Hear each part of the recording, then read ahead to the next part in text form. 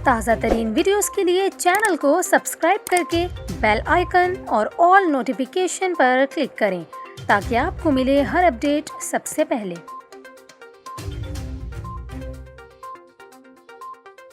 और अभी आपको बताएं, कराची के इलाके सुरजानी सेक्टर ए में फायरिंग का वाकया पेश आया है, जहां मुसल्लह मुल्जिमान ने घर में घुसकर फायरिंग की। फायरिंग के नतीजे में साबिक एएसआई जाँ बहक हो गए, जबकि मकतूल का बेटा और खातून जख्मी हुई। ताहम मुल्जिमान बासानी फरार हो गए।